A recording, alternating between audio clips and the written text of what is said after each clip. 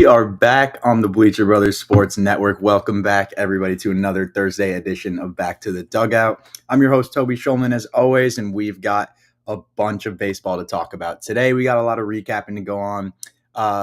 Just in the middle of this week, we got to talk about some of the stuff that happened. There were contract extensions, some new postseason pushes may be occurring for some teams. We'll see if teams like the Tigers and the Red Sox will fight it out for the wild card spot. Now we'll see if teams like the Mets end up taking that wild card spot.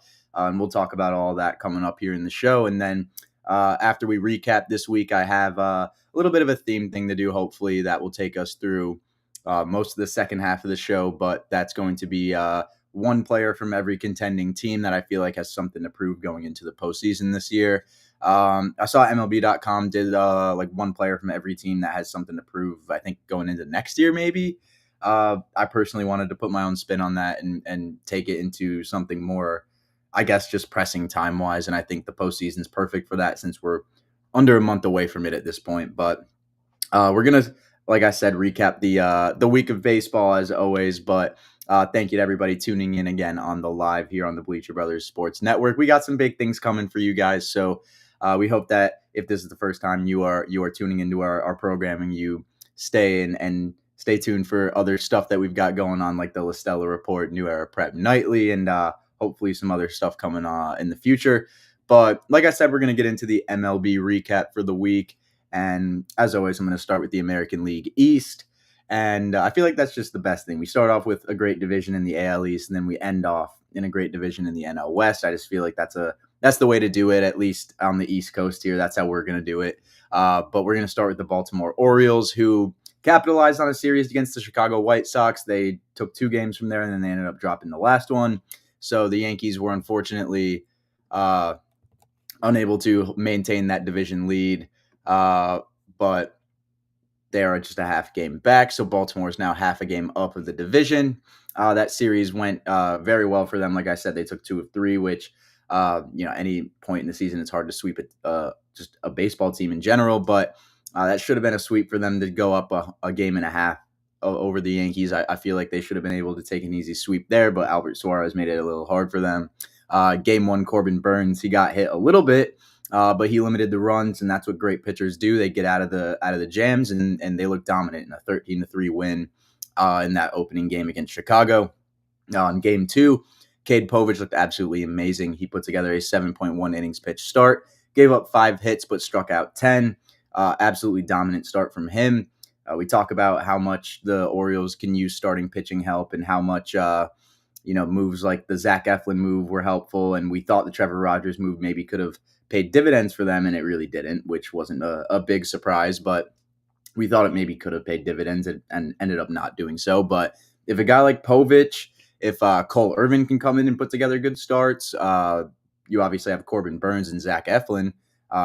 Grayson Rodriguez, I believe he was hurt, but I don't know if he's coming back or not. If he is hurt, I'm actually going to check the Orioles transactions now. I know they have Kyle Bradish that might be coming back from injury. But as far as Grayson Rodriguez goes, if he's not hurt, that would be a great arm, obviously, to have in your rotation come the postseason. But I believe he's hurt because I'm not. Oh, okay. Right here, Grayson Rodriguez, 15-day out. Okay. I thought I saw something saying he was hurt. So, that makes sense. College basketball fan mentioned. We got college basketball fan here, but like I said, they need help with the pitching, and having Cade Povich come out against the White Sox, given it is the White Sox putting together a 7-inning outing there, that's awesome for the Orioles. I think that was by far the difference in what made them take the division back, and I think now it's pretty clear that pitching is what's going to just win the division for this Orioles team. The Yankees, on the other hand, are not really in as good of a position. They ended their summer-long struggles from July and late June. It seemed like in the month of August, but they're just kind of back to struggling again. It's the bullpen. It's the same issues that they had going into the trade deadline, which is really just aggravating if you're a Yankee fan. They went into the deadline thinking we need bullpen arms. We came out of it with De Los Santos from the Padres, and then Mark Leiter Jr. from the Cubs. And we gave up bullpen pieces for Mark Leiter Jr., I may add. But it just not a great year of just acquisitions for the Yankees. You want to obviously remove Jazz Chisholm from that talks because that was just such a good trade for them. But besides that, I mean, it's been just poor for the Yankees. And really just the bullpen is the focal point of it. What was once the best bullpen in baseball, I believe, for like the first couple months of the season has just been terrible. And Clay Holmes blew another save, I believe his 11th blown save this season on a Wyatt Langford walk-off grand slam, which all the credit to Wyatt Langford for being able to do that. Young player who I've been saying needs to show a little bit more pop, and that's exactly what he's doing lately. That he won that at bat. I mean, I think all Yankees fans knew though when as soon as that runner hit second base with Clay Holmes, that guy's scoring. If you don't have two outs and there's a runner at second, that guy's scoring. Clay Holmes, if that sinker's not on, which you can pretty much kind of tell by the first pitch if it's on, if it's not on, it's going to be a loss for you. And I think for the Yankees, putting him out there is just not the answer. Aaron Boone apparently has come out and said they're going to get creative with it. It took them till September 5th to say this, or September 4th. So I don't really know what the plan is, but I thought we should revisit that. And honestly, I did revisit it, and the only real player that I saw that I want to give a shot to be the closer is Jake Cousins. This is a guy who hasn't performed a lot for the Yankees, but he's been very, very solid in his career. He's just not really the guy with that much service time under his belt for New York, so you don't know if he'll be given that role. They trust him enough to get that role yet. But I think the numbers he's put up are more than suitable enough to give him that closer role, at least for a couple save opportunities. Cousins was a guy over at Milwaukee who was a solid reliever beforehand. Obviously, he wasn't going to be given the closer role there, considering you have Devin Williams, but I would like to see it. I mean, this guy has some great strikeout whiff and chase numbers. That alone makes me think he could be a solid closer. And he's also got an incredible sinker-slider combo. We look at Holmes. That sinker is the name of the game for him. Why not throw a guy in there with a sinker as well if they like a guy that has a sinker so much? I mean, that only makes sense to me. A slider is a great secondary pitch, in my opinion, if he can add another one. I mean, Baseball Savant had only said he had two. I doubt that's the case. But he's got a great strikeout pitch there in the slider, and a great whiff pitch there in the sinker as well.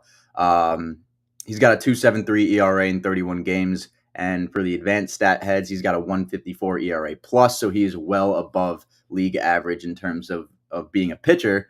That ERA plus is really, really good, and like I said, he was a solid pitcher with Milwaukee as well. Just was not needed there to be a closer.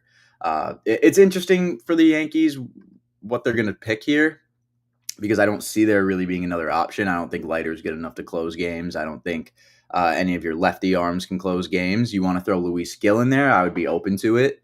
Clark Schmidt, I wouldn't be really open to. I think Clark Schmidt needs to eat innings at like the start of games, and I think he should be a starter. But it should really go to Jake Cousins and not Clay Holmes anymore. I don't really know who else I would take, but that's kind of just who I am leaning towards at this point, it being Jake Cousins. He's just got good stuff. He's a solid arm right now. I think you just give the ball to the solid arm. That's really it. Bottom line. Yankees, like I said, half game back of the division. They've got a pretty tough stretch of games coming up. They have a series against Chicago this weekend. That should be their easiest one for a long time as they go up against Kansas City, Boston, Seattle, and then Oakland, who will almost certainly give them problems, I'm guessing. And then they end the season off on a 3-game set with Baltimore and then a 3-game set with Pittsburgh. So they have chances to take games here, and they have a chance at the end of the season there to retake the division. We'll see if they are able to do so. But that's all the news from the top of the AL East division. We've got some news out of the Red Sox there in the middle of the pack. They got swept by the Mets, and they now lost 5 straight.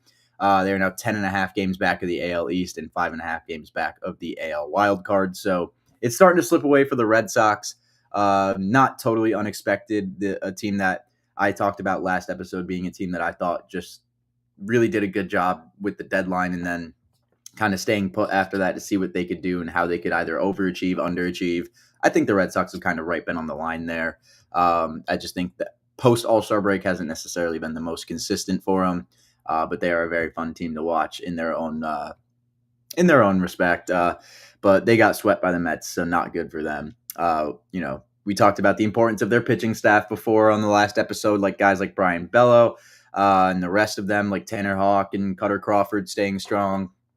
For the most part, that's what we got. Bello put together a decent start, 5 innings pitched, gave up 4 earned runs, which you can't really do that, but that's not like the end all be all. You should be able to put up 4 runs in a baseball game, at least most times. I don't know. Obviously not a great start there, giving up 4 runs, but 7 hits as well. Just didn't have his best stuff at all. Didn't start coming off of that really, really solid 8 inning performance he had last week. Cutter Crawford just seems to be just so solid. Went 6 innings pitched of 1-hit baseball. Chris Martin would come in later for the game and sell for the Boston Red Sox. So I don't know. Is he public enemy number one for you guys? Maybe. I don't think you really have any enemies on that team because you're just kind of middle of the pack. But Tanner Houck also went 5 innings pitched, and he also gave up 4 runs. So the pitching wasn't great this week, obviously, if they're getting swept, but it's going to be something that if they're going to succeed in the future, if they're going to try and make a last-second push towards the wild card, that pitching's got to be just perfect. That's literally it. It's got to be perfect. Houck, Bello, and Cutter, they all need to go like 7 innings in the remainder of their outings for the rest of the season if they want just a chance, I feel like, of even pushing this wild card, because it's going to be a tough one. It's really going to be a tough one because there are new teams in the mix too. And we're about to get into that here. The AL Central has been a lot of fun to keep up with. We don't have any White Sox news today. I will tell you that right now. They didn't set any losing records through the middle of this week for me to have to bring up on the show this Thursday. So thank God for that. But the Guardians, they've done exactly what I said they needed to do. They took 2 of 3 from Kansas City and dropped 1. They maintain a 4.5-game lead in the division. Like I said, 2 out of 3, I thought that would have put them in a good spot where they could have kind of exhaled after that Royals series and have been like, we did enough to maybe cushion ourselves for the rest of the season. I think the Royals and Twins obviously can surge still, so I'm not going to say that the division's over because it by no means is. But they had a lot of good stuff this weekend, and not even just like their great players stepped up. I mean, it was some names you're not really used to from this Guardians org stepping up. Gavin Williams went 7 strong innings in his start in the series against Kansas City. Brian Rocchio, he had a 4 RBI performance, and unfortunately, they would end up dropping the final game. But solid starting pitching in the first 2 games from Gavin Williams and Tanner Bybee.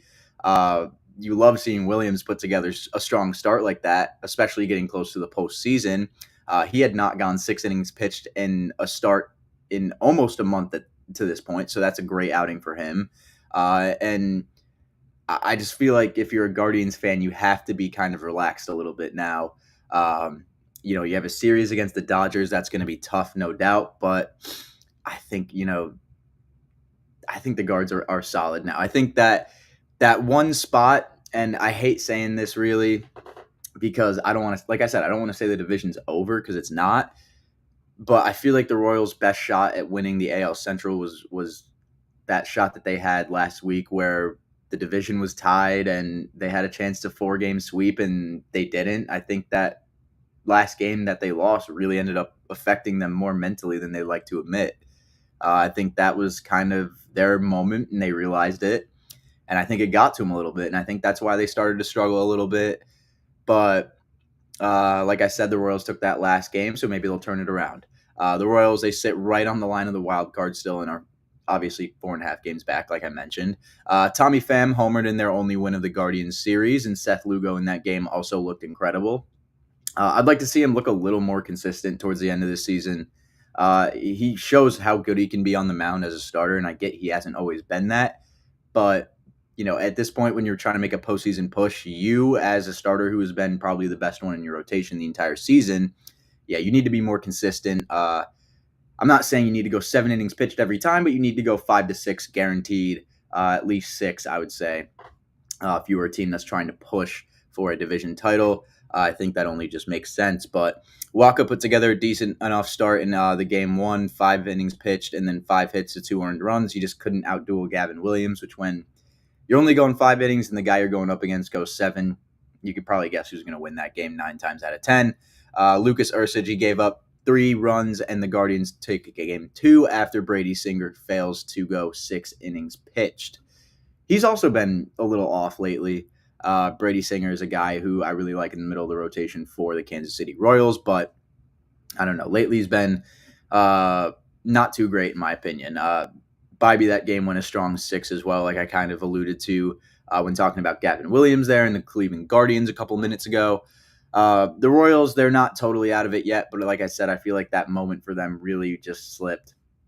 I feel like now if they're going to make a run for the World Series, it's going to come out of the wild card, which isn't a hot take really, but my hot take, I guess, is that the division's over, which, I guess I will say the AL Central division's over. I can't really see any of these guys actually making a play to overcome the Cleveland Guardians at this point.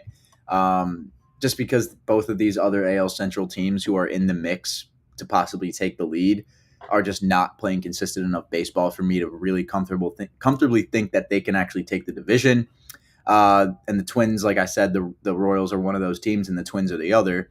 And the only win so far of the week, Simeon Woods Richardson only went 3.2 innings pitched, and the bullpen somehow recovered to come back for a 5-4 win. They also lost a 2-1 game. So we're going to see this as a common theme with some of these contending teams that struggle. But these close games, especially against bad teams, man, you got to win them. When it's a 2-1 score too, I mean, you go up against a bad team with a bad rotation, and you can't even go out there and score 2 runs at this point in the season. That's not excusable to me. It's the Tampa Bay Rays. It's not really a team that should be beating the Minnesota Twins. So, yeah, tough game for them. Tough couple games for them. They're still 4.5 games back, so they're in the same position the Royals are. Yeah, it feels like they're not. The Royals, to me, are just a far more prepared team for the playoffs than the Minnesota Twins are. But I think the Twins could surprise a lot of people, and we'll see if they go on a little bit of a tear here to end the season. Now the Tigers are a team that has generated a bit of news this week, just completely to my surprise. They're still 9.5 games back of the AL Central, but in a total just shock, they are 5 games back of the AL wild card. They have better chances right now than Boston to make the wild card, and that's mainly because they took a series win against them and just looked dominant. In the series win against Boston, Skubal got the W, held them to only 1 run scored, and the rest of the Boston series was just all Tigers. Like I said, a 2-1 win, a 4-1 win. That's how they got the series win done there. Obviously, having Skubal on the mound is going to be a huge bonus the whole season going forward when trying to make a postseason push. Now those starts and the Cy Young campaign now means a lot more to Skubal, I'm sure, because he really has a lot of say on what this team is going to go through for the rest of the season on the mound, especially when he's out there. And I would love to see this team make a postseason push. They are a lot of fun, and they took an opening loss in that Padres series. And I know that game was going on too, kind of before I called it a night, but they went on to lose that game 6-5. So they're going to try and salvage this Padres series. And are they still 5 games back of the wild card then? If they lost last night, that's an interesting thought to have. They're 5.5 games back. All right. But yeah, that game ended pretty late last night. So my apologies for not taking that into account there. But yeah, the Tigers are still a fun team to watch, regardless of the fact that they haven't really been that great on offense the whole year. There are some guys on this offense that I actually do really like watching still. I'm trying to think off the top of my head. Riley Green obviously comes up to mind first, and then you've got guys like Zach McKinstry, Parker Meadows, Spencer Torkelson, who got recalled. A bunch of underrated players. I should just say on the Detroit Tigers, who are going to be pretty competitive, I would guess, in the near future.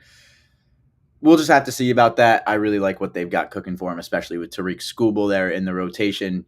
While it would be fun to see them make a postseason push, I just don't think their offense is going to hold up. That's bottom line for me. and they have multiple series versus teams like the Orioles and the Royals left. So they could, if they stay hot theoretically, but it's unlikely. It's just one of those things for the final month of baseball where we're going to track it and see maybe a team like them sneaks in. But that's all the news out of the AL Central. We're going to go into the AL West here before we transition to the bottom half of the hour here and our break before we head into the NL on back to the dugout. But going into the AL West, not much has changed with the West as a whole. Obviously, the Astros are still in control of the division, and I don't think that lead has changed at all. I believe it was 6 games when I was talking to you guys last. Lead is still 6 games. The Astros have just been absolutely dominant of the division. And after winning 5 straight, they did lose 2 in a row to Cincinnati. 9 earned runs in the first inning to Spencer Arrighetti. Like that doesn't even. I wasn't expecting that at all. He didn't even make it out of the first inning there. So a tough start for a guy who honestly has been really solid in the second half this year. And then a bullpen day, just couldn't get it done against Justin Verlander, which, not surprised by that, really. I mean, it's good to see Verlander throwing good starts still. But yeah, this Astros team is going to scare a lot of people going into the playoffs again. I just know it. You got Fromber, Ronell, Justin Verlander, Hunter Brown if he's playing good. This could get scary for American League teams again, and we might get nostalgic flashbacks of the Astros in the postseason. But a team that gets flashbacks of them pretty much every single day are the Seattle Mariners because they just can't seem to shake them. They're in a similar spot, really just no movement from them, which is just unacceptable. There has to be some kind of movement, even if it's just covering 2 games on the Astros. Like, you just have to move somehow. And losing 4 in a row is not going to help you, which is exactly what they did. So if you're the Mariners, you have no excuse right now. Every one of those losses was by 1 run. Literally every one of those losses were 1-run losses against weaker division opponents. You played the Angels. Like, the Angels have no business beating a team like the Mariners at this point in the season. I mean, the Mariners can't afford it. So, as a team the last 7 days, the Mariners are hitting 222 with a 717 OPS. That needs to go up. Genuinely just needs to go up. J-Rod's hitting 429 this past week. And Victor Robles is hitting over 300 as well. But can some other bats that aren't these guys like step up this year? Like, I feel like it's only been just these 2. But I don't know. Maybe I'm just being a little bit cynical. I feel like it's always Julio Rodriguez, and at least this season it's been Victor Robles. But at least good to see J-Rod putting up good numbers, because if he wasn't, then they would really be out of it. I guess we're giving out just some hot takes right now. Again, this probably isn't a hot one, but I think the Mariners don't get within 5 games of this wild card to end the year. I think the Astros maintain a 6-game spot over the division the whole year going from now. And I think that in terms of the wild card, I don't think they even get 5 games within. If the Tigers and the Red Sox are fighting it out, I mean, it's going to be rough for the Mariners to try and cover some ground because they just aren't good right now. The Rangers, not much news out of the Texas Rangers besides the fact that they've beaten up on my Yankees this week. We may be seeing the end of Corey Seager this season after a hip injury put him to the 10-day IL, so we'll just see what has to happen with that. Hopefully speedy recovery there from Corey Seager, one of my favorite players to still watch, take the field every day. We wish all the best to Corey Seager and the Rangers there. But moving down to the LA Angels, who just took a series from the Seattle Mariners. They had some news come out of the bullpen this week as Ben Joyce, the flamethrowing reliever from Tennessee, he threw a 105.5 mile per hour fastball after throwing like back-to-back breaking balls, just dials up 20 more miles an hour to the fastball and hits nearly 106 on the dot. On the actual broadcast, I believe it said 106 when it hit the bottom left corner. Just absolutely dotted up what might arguably be the fastest pitch of all time.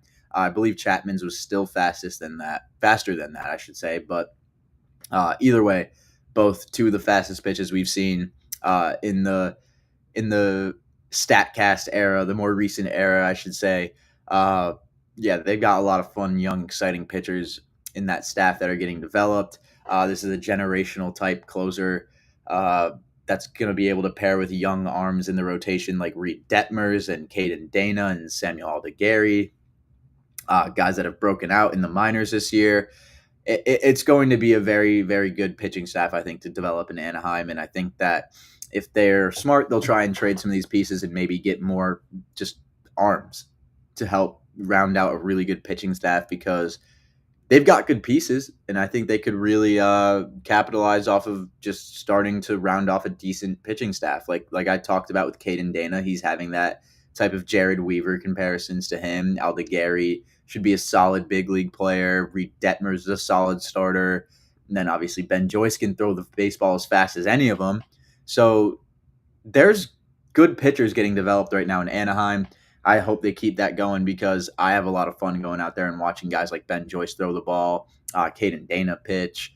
Even when Aldegary was pitching, I know it wasn't necessarily the best start, but I did really enjoy watching him navigate through his start. So if you're an AL West fan, if you're an Angels fan, let me know what you think about your young pitching core that's kind of developing. And then if there's any other names that I missed, I mean, let me know, because I'm all in on some of these pitchers for the Angels, and I will certainly be keeping more of a tab on these guys in the future. Caden Dana, especially, a guy that I'm going to be putting some stock into, and Ben Joyce, a guy that I'm going to be buying into a lot for next season as well.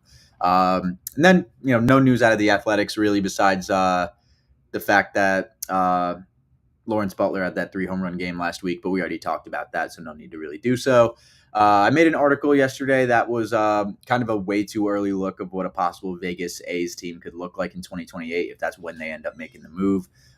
Guys like Lawrence Butler, Jacob Wilson, Shea Langoliers, Zach Geloff, Max Muncy, Esteury Ruiz, and JJ Bleday, all names that you could see on that list. Mason Miller, JP Sears, JT Ginn. I mean, there's a bunch of guys that are on that roster now that I think will be contributing more in a more impactful way for the Athletics when they reach Las Vegas. So cool article there. If you haven't taken a look at that, I definitely think it's a good read. Whether or not that's the roster that actually is put out on the field in Vegas, I guess we'll just have to wait 4 years from now to see.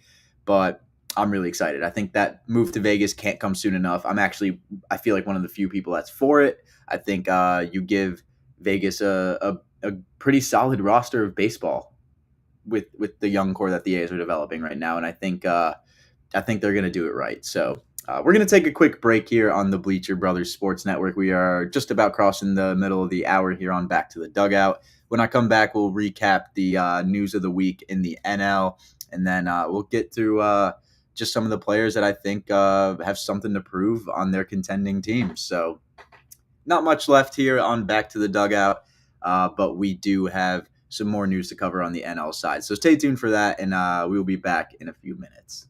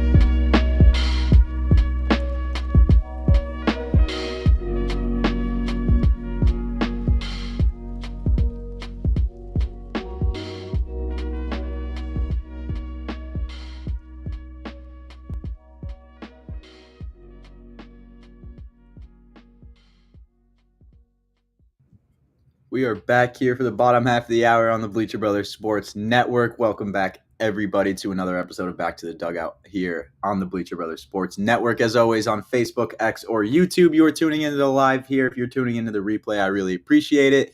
We got some more news to cover here in the MLB in terms of the National League, and then we're going to get over to one player for each contender that I feel like has the most to prove heading into the 2024 postseason. So let's just finish all this right off, honestly. Starting off with the NL East, the Phillies, not too much different from them as well. A 7.5 game lead for the Philadelphia Phillies. Nick Castellanos gave us a pretty funny clip of an interview after a walk-off that he had in a 3-2 win over the Atlanta Braves. He kind of just asked I looked for the clip, but I just couldn't find it fast enough to be able to pull it up. He asked the person from, I believe it was ESPN interviewing him, she asked, "What'd you see there?" And he just said 4-seam fastball. And she replied with, "How'd that go for you?" And he replied with, "Well, did you watch the game?" So I think it was pretty self-explanatory how that went for Nick Castellanos. Pretty brutal interview. I don't know how much baseball that person interviewing Castellanos particularly watches. Can't be much, because those are questions I've personally never really heard reporter or journalist ask a baseball player. What did you see there? Like the pitch, obviously. Like, I mean, how did that go for you? Like, I really, I really just don't understand the thought process behind those questions. But yeah, I mean, maybe it was just a bit off the top of the head and not a lot of time to think. I really don't know. But a 10-9 win over Toronto. Schwarber hit 3 home runs in that game, 6 RBIs on the day for him, and three home runs were not the only hits that he had. He had 2 more hits as well. 4-2 win as well in the second game. Schwarber went deep as well against Toronto in the second game, as well as Real Muto did. 4 home runs in 2 games for Schwarber. That's pretty much why you have Schwarber on your team. So awesome to see him step up like that. And they have a series against Miami coming up, so I would honestly not be surprised if that division lead grew to like 10 games.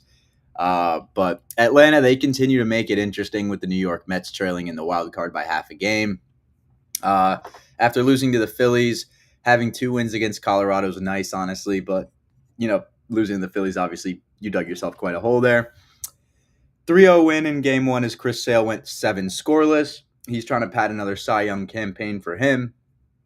So, I mean, great for him to do that, because, they just need Chris Sale to be throwing just great games like that. If he could get his first Cy Young with the Braves, that'd be awesome. But, we'll see if Chris Sale is able to take that Cy Young. 7 scoreless obviously helps your case there.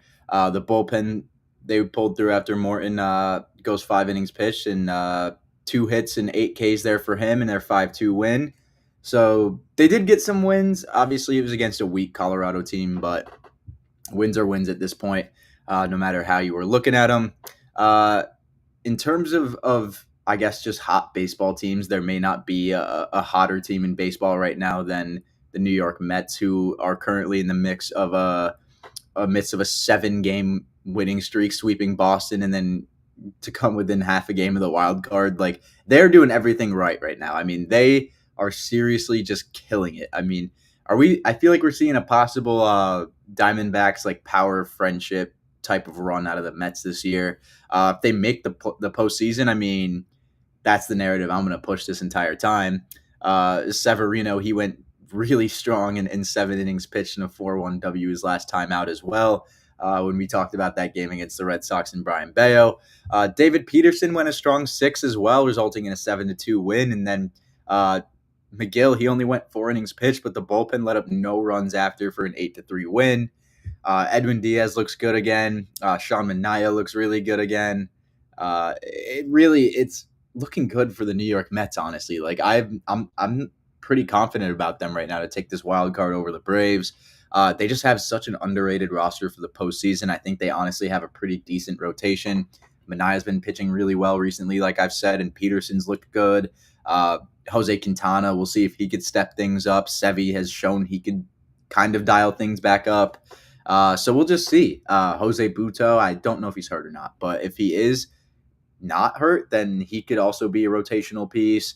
I know they have guys in Syracuse like Vasile and just a bunch of other arms that I feel like could come up and really make an impact.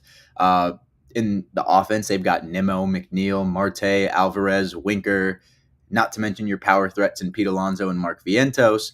You also got guys like Jose Iglesias who have overachieved this year, and Jesse Winker who have been really good for you, and other bats who could sometimes come up and do something. So we'll see if they bring up a piece like Brett Beatty or Drew Gilbert or Luis Angel Acuna for a postseason run. They've got more depth than you really think, and the pitching's a lot better than you really think. And if Paul Blackburn can come back, if Edwin Diaz can remain really well, and then Adam Ottavino can put together some good outings in the postseason, and Reed Garrett can as well. I mean, they can really put together a solid postseason run here if they make it, and I think they're in the process of doing just that. So, congrats to the Mets for putting together a really solid last couple of weeks, because they are a really fun team in baseball to watch right now. That Jose Iglesias song really just turned the season around for them, so it's a really cool thing to see. I personally really, really enjoy watching Mets baseball right now. Washington Nationals, only news out of there, as far as I saw, was that Dylan Cruz got his first outfield assist. Good for him. Cruz looks like he's coming into his own very well in the major leagues. Moving on to the NL Central, which becomes less and less competitive every single day. The Brewers are running away with it as per usual, up 9 games in the division lead. Willy Adames went on a tear this past week, hitting 5 home runs. They just got such a deep lineup again, like I've said. I mean, the pitching's the pitching, but the lineup is going to hit. And if Willy Adames is hitting 5 home runs in the postseason over a course of a week, if guys like Bryce Terang are hitting really well, Jackson Chourio, Christian Yelich, I don't think he'll be back by the postseason, but that's another bat who would be obviously someone who could help contribute. Sal Frelick, Garrett Mitchell, these young guys as well for the Joey Ortiz as well for the Brewers. I mean, production can come from a lot of different places, and I think that's something that goes overlooked with the Brewers quite a bit. The only other team I thought had any real substantial news out of them for the NL Central was the Cubs, who are only 4.5 games back of the NL wildcard when I checked last night. And when looking at it today, they're still only 4.5 games back. I mean, this is a team that really gave up on this season and got guys like Isaac Paredes and made some just trades in general to change up the general nature of the team and try and be competitive for the future, which I think they will be. And I think they tooled really well for that. But they're, I think, overachieving a lot right now. And they're only 4.5 games back to the NL wildcard. This season's not over for them by any means yet. You think about teams that will be competitive in the future. This Cubs team's at the forefront of that for me. But they're not out of my mind to make the playoffs at all either. Imanaga and them threw a no-hitter. So, I mean, they have, again, production that can come from kind of everywhere. And if all these guys are stepping up, if PCA's doing what he's doing, if, Nico Horner and Dansby and Pat Wisdom and Isaac Paredes and Michael Busch and Bellinger and all of these guys that they can put together, Ian Happ, if all of these guys can just put together one more solid month, you got to think they have a shot. And I mean, if the Braves continue to perform really poorly, I mean, who knows? We could start to see the Cubs gain some ground on them as well. So just an interesting thought I had there from the Cubs. And congrats on that combined no-hitter from Shota and the Cubs bullpen as well. So really cool piece of news from there. I wish they would have let Shota go the whole time, though. But moving on to the NL West, Dodgers continue to just look dominant. 5-game lead for them out there in LA. Not much change there. Ohtani, he failed to reach the 45-45 mark in Angel Stadium. He still has a 99 home run clip at Angel Stadium there that he failed to hit 100 on. Yamamoto set to rejoin the club on Tuesday as well for a start. So good for them, I guess, that they're getting one of their starting pitchers back.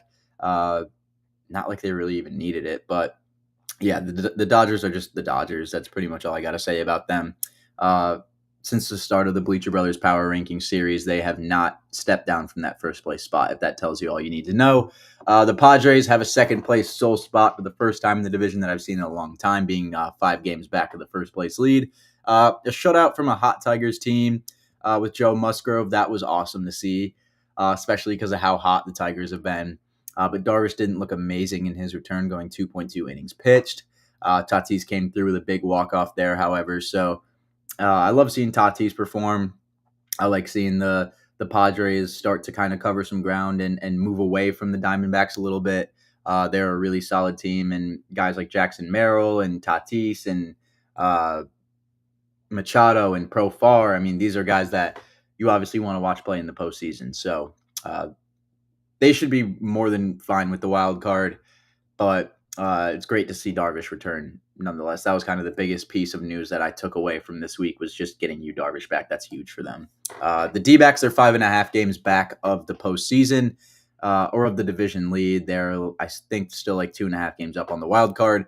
They picked up a tight 8-7 win over the Giants, which I wanted to highlight because of all the close losses that have kind of happened with teams making pushes for the division, like the Mariners that we saw losing 4 really tight games there. It's worth highlighting when a team actually is able to go and win out those games that are pretty tight scores. So good on the D-backs being able to do that. They're both fine in the wild card, the Padres and D-backs, but I'd like to see them just play better baseball. They're already playing great baseball. I mean, if you could put together some better baseball, I'd be a pretty happy guy. The NOS is such a gauntlet of talented baseball right now. I saw the Just Baseball show called it the most, I guess, just best baseball to watch right now. I completely agree with that. I think it is just incredibly fun to watch, and it'll most likely be like that for a little bit because we got a passing bomb here from ESPN's main kind of baseball guy, Jeff Passan, 2 a.m. bomb last night. Matt Chapman and the San Francisco Giants reached a 6-year extension worth $151 million. I mean, that's just insane. A 247 average, 333 on base, and a 445 slug for a 778 OPS, 121 OPS plus, and then 22 home runs and 13 stolen bases. Well worth the contract, in my opinion. 7 outs above average and the 93rd percentile for that. He's such a solid third baseman that I think this was a great pick for them. I think that this was a great time to go out and make a contract extension. So, great job by the Giants to be able to go out there and make it happen. But now let's get into my kind of last part of the show here. The players from each team that I feel like just need to come through and just have a good postseason because they have something to prove. And we're going to start with the New York Yankees here because this is a guy that I think, shouldn't have to prove anything in all honesty, but that's just kind of where we're at with him. I feel like he's got still a little bit to prove because of the time that he's still kind of splitting, and that is Austin Wells of the New York Yankees. Now, if you have a tough time seeing this info that I'm putting up here on the YouTube or on just the screen in general, I'm sorry about that. I tried to make it as legible for everybody. Shout out Baseball Reference, of course, for all of this info. But I think statistically, Wells is having just one of the best rookie seasons of a catcher in a long time. He still just needs to prove that, maybe not to the Yankees, but to the rest of the league that he's like their future catcher and actually should be more respected than he is now. He's hitting 251 with a 774 OPS, a well above average OPS plus in 117, and then a 2.5 WAR, 12 home runs, 42 RBIs. This guy is incredibly solid. I don't see how anybody doesn't think that he has something to prove. I mean, this catcher is going to be one of the, I think, great talked about catchers of our generation. He's got just all of that to prove in the next couple of years, but he's going to prove that a lot in the postseason this year. I think he's a bat that's going to step up a lot for the New York Yankees, especially out of that core 4. I think Wells is that first guy that a lot of people think about. So just kind of my overall, first thought was Austin Wells. I think that's only fair. But moving on to the Baltimore Orioles, and I talked about this guy briefly yesterday, but I think Kobe Mayo is really just someone who has something to prove here. Shout out to South Florida, born and raised Kobe Mayo here out of Stoneman Douglas High School in Parkland, Florida. The young 22-year-old, he obviously has all the time in the world to figure it out at the big league level, but whether or not the Orioles will give him that time is up in the air to me, given the fact that you look at his stats in very short amount of sample size right there. 087 batting average. This is a guy who just who just needs to put it together soon and preferably in this postseason, because that's how the Orioles, I think, are going to decide what to do with him in the future. So Kobe Mayo, in my opinion, yes, has a lot to prove going into this postseason. But moving on to the Cleveland Guardians now, I've got Brian Rocchio, who I kind of talked about for having that 4 RBI game recently, and that's kind of why I picked Rocchio for this. He's free agent eligible in 2030, so he's got time for him to kind of think about what he can bring to this Guardians team. You see the hitting stats there in 2024: a 1.7 WAR, 70 hits, 211 batting average. Obviously, that's not great. The slash line in general just isn't good. I mean, he's been a below average production-wise hitter, but he's been a lot better recently. And I'm kind of seeing more and more that he comes in headlines and can hit the ball a little bit more. Looking at his baseball savant and pulling it up now just to kind of see what stuff he may be able to improve on in the future. But he's a middle infielder who, they're going to have to pair somebody with Travis Bazzana, and they might want to put Andres Jimenez somewhere else. You may not know if Rocchio really has much of a role here in like 3 years. So, his range is really good. He's got 6 outs above average, but he's got to start putting the production together a little bit more on offense, because when Bazzana comes, somebody's going to move, and I'm telling you, Rocchio right now is the first guy out. So he was kind of the guy I went with there.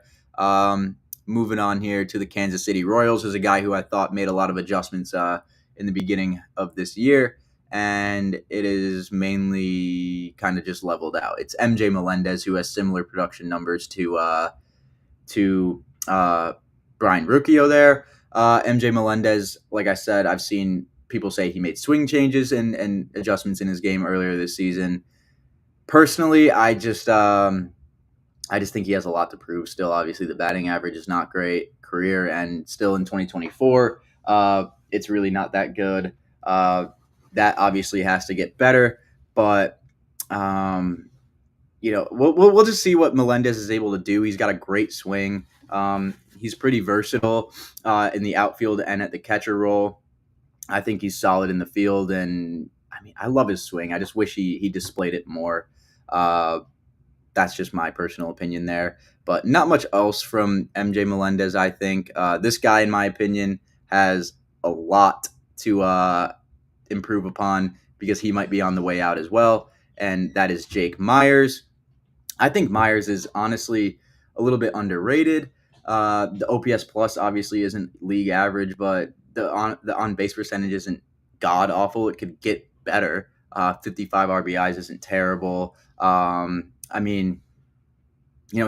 Jacob Melton's on the way up for them, so I feel like going in the postseason, he's already won a World Series with the Astros. This is a guy who needs to prove that he could hit at a clip with the rest of them to be able to maintain his spot on the team. But that's just my personal opinion about Jake Myers. Like the guy, but I just don't really feel like he's as productive of a player to be able to stick on this team long term. But moving on to the Twins, and we got Royce Lewis, who's pretty solid and doesn't really need to do much in terms of proving his game, because you see the stats there: the 264 batting average, 324 on base, 552 slug, almost 900 OPS in the OPS plus career at 144. This is the last guy who needs to really prove that he's good enough.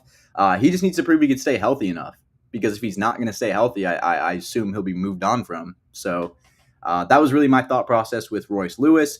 The guy has great numbers. He can hit for power, but he just can't stay healthy. So really just bottom line there was just the health factor. Royce Lewis is already 25. If he's age 27, 28 and is still getting injured, I don't know how many people are going to want to take a chance on him, because he's only going to get more expensive, because he's obviously a good player. So moving on to the Mariners, we've got Julio Rodriguez, who doesn't necessarily have much more to prove talent-wise, kind of in the same case as the last player we looked at, but he's got to prove he can do it more consistently and when it matters. He's got to come out in next season, come out sharp, and he's got to do it when it matters. He's got to do it when series are on the line. He's got to do it when games are supposed to be won. And in all honesty, if he can somehow bring this team to the playoffs and then he can perform well in the playoffs, I think that'll shut up a lot of the Julio Rodriguez naysayers, a lot of the Mariners haters. I think that'll shut them up. Thing is, it just hasn't happened yet. So hopefully it does, but I don't think this year is when that happens. Calling the Mariners contenders as a whole is a little bit is a little weird, a little loose term, I guess, of a contender in this case. But next one I'm talking about from the Phillies, we're in the National League now, and it's Johan Rojas. This is a guy who I feel like just kind of is the odd man out with this team at age 24. His batting average hasn't been there. His OPS plus is not there. No hitting stats are there. The glove is absolutely there for Johan Rojas. It's just not at all coming with the bat. So he's somebody who's got something to prove with his bat. If he could raise a postseason batting average to like 250 or something, I think that would be a really good sign to a lot of fans, at least in Philadelphia, that Rojas can provide something with a little bit more pop on the bat than just straight up nothing and then a good glove. Hopefully he can up the hitting production a bit in the postseason. Kind of similarly, this guy has to do the same. Jared Kelenic is just really not that good at baseball. A 232 batting average, and then the rest of the slash line just doesn't really look good. This is a guy who I thought was going to be pretty good with the Braves. I thought they were going to take the most out of him, and they really didn't. And I think it's just Kelenic's not a great player. He's age 25, so he's not necessarily, I guess, too old to the point where you give up on him. But I personally just think that it is not really a more of a scenery situation for him. I think it's just mainly he's just not that great. I think he is somebody who maybe could use some reset in the minor leagues, possibly. I don't know. Time will tell with Jared Kelenic, but if the Braves make the postseason, he's going to have to step up big like other people are because their big names aren't. So a name I'm expecting to actually step up a lot in the postseason, though, is Bryce Terang of the Milwaukee Brewers, who is the guy from the Brewers that I think has a lot to prove. Getting just absolutely snubbed from the All-Star game this year. I don't know why that took me so long to say. He got snubbed from the All-Star game this year, and for like bad reason. He was putting up really good numbers, and now the numbers have kind of dipped off a bit. As you can see, that OPS plus is now 89, but this is still one of the best fielding middle infielders in the entire league, in my opinion. Every time I turn on a Brewers game, he's making some sort of diving play. He's just really special on the field, and I wish more people knew that. More people were starting to get that kind of in July when he was snubbed from the list, but it turned out that was kind of just like a short fad once his numbers kind of dipped out a little bit. The notoriety for Terang kind of stopped coming in. But Bryce Terang, he has a lot to prove in this postseason, and I think he will prove it. I think he will actually prove to people that he is a very solid contact bat and will show his incredible glove as well.